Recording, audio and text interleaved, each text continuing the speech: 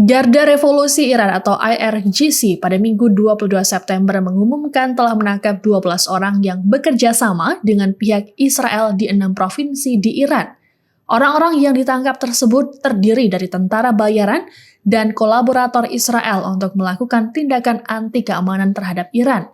Tak disebutkan kapan dan di mana penangkapan belasan orang tersebut terjadi. Iran meyakini 12 orang tersebut berencana untuk melakukan sabotase terhadap keamanan Iran. Teheran pun menuding Israel berada di balik operasi sabotase di sejumlah lokasi nuklirnya, bahkan pembunuhan beberapa ilmuwan Iran. Dikatakan oleh IRGC bahwa Israel berupaya menutupi kegagalannya di jalur Gaza dan Lebanon Selatan dengan menargetkan Iran melalui jaringan mata-mata. Sebelumnya pada 31 Agustus lalu, IRGC menangkap agen yang berafiliasi dengan organisasi Jaish al-Adil atau Tentara Keadilan di Provinsi Sistan dan Baluchistan yang berada di tenggara Iran. Kelompok itu disebut sebagai ancaman terhadap keamanan di Iran. Iran diketahui kerap menangkap pihak-pihak yang ketahuan berafiliasi dengan Israel, seperti pada Desember 2022 ketika 4 pria dihukum gantung gara-gara bekerja sama dengan Israel. Perdana Menteri Israel Benyamin Netanyahu dalam keterangan pada Minggu 22 September menyatakan bahwa pihaknya sudah melakukan serangkaian serangan terhadap kelompok Hizbullah. Melalui sebuah video, Netanyahu mengatakan serangan terhadap Hizbullah adalah yang tak pernah terbayangkan sebelumnya. Netanyahu memastikan tak ada negara di dunia yang mampu menoleransi serangan terhadap warganya dan juga wilayahnya. Hal yang sama dilakukan Israel saat menanggapi serangan sekutu Hamas tersebut. Adapun selama hampir setahun terakhir puluhan ribu penduduk Israel di bagian utara harus mengungsi imbas meningkatnya ketegangan Hizbullah dan Israel. Dalam kesempatan yang sama, Netanyahu juga bersumpah untuk memulangkan penduduk Israel Utara yang mengungsi akibat pertempuran. Sebelumnya, Menteri Pertahanan Israel Yoav Gallant mengatakan Israel akan terus mengejar tujuan perang mereka. Sebagaimana diketahui, Israel telah menambahkan satu tujuan perang mereka, yakni mengembalikan para penduduk di utara. Melalui pernyataan yang dikeluarkan kantornya, Gallant mengatakan Hizbullah mulai merasakan dampak kemampuan militer Israel.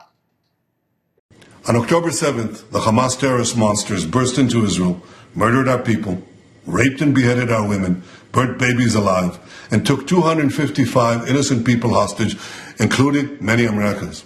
A day later, on October 8th, another Iranian terrorist proxy, Hezbollah, attacked Israel completely unprovoked.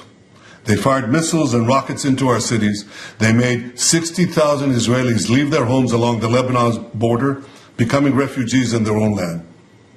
In the subsequent months, they haven't stopped for a single day attacking us. No country can accept the wanton rocketing of its cities. We can't accept it either. We will take whatever action is necessary to restore security and to bring our people safe back to their homes. Pemimpin Hamas Yahya Sinwar dipastikan lolos dari upaya pembunuhan Israel. Hal ini disampaikan oleh Badan Intelijen Israel Shin Bet pada Minggu 22 September malam. Pernyataan tersebut sekaligus membantah kabar yang menyebut Sinwar tewas terbunuh dalam pemboman IDF di jalur Gaza. Media Israel, Hebrew Channel 14 melaporkan bahwa Yahya Sinwar memang tak terbunuh, hanya saja ia mengalami luka-luka. Sebelumnya, kabar tewasnya Sinwar disampaikan oleh beberapa pakar yang menangani persoalan Palestina. Namun, kemungkinan tersebut tak didukung bukti-bukti di lapangan. Kabar ini dihembuskan hanya berdasarkan fakta bahwa Sinwar tak bisa dihubungi dalam beberapa minggu terakhir. Juru bicara IDF juga membenarkan bahwa belum ada informasi pasti yang membuktikan atau menyangkal terbunuhnya Sinwar. Adapun, Sinwar merupakan tokoh Hamas yang paling diburu oleh Israel. Sinwar pun berulang kali lolos dari upaya pembunuhan yang dilancarkan oleh Israel. Beberapa waktu lalu, Israel sempat menawarkan pada Sinwar jalan keluar yang aman atau safe exit bagi dirinya dan keluarga. Korps Garda Revolusi Iran atau IRGC melarang penggunaan perangkat komunikasi untuk para anggotanya. Hal ini menyusul ledakan massal maut, pager, dan walkie-talkie yang menewaskan dan melukai para anggota Hizbullah. Seorang pejabat keamanan mengatakan IRGC tengah melakukan operasi skala besar untuk memeriksa semua perangkat, tak hanya alat komunikasi. Adapun sebagian besar perangkat ini merupakan buatan sendiri atau diimpor dari Cina dan Rusia. Pejabat tersebut mengungkapkan ada kekhawatiran dengan penyusupan yang dilakukan oleh agen-agen Israel, termasuk oleh warga Iran sendiri yang digaji oleh Tel Aviv. Saat ini IRGC melakukan penyelidikan menyeluruh terhadap para personel. Penyelidikan ini menargetkan anggota IRGC level menengah dan tinggi. Hal tersebut mencakup pemeriksaan rekening bank, baik di dalam atau luar negeri, serta riwayat perjalanan mereka dan keluarga.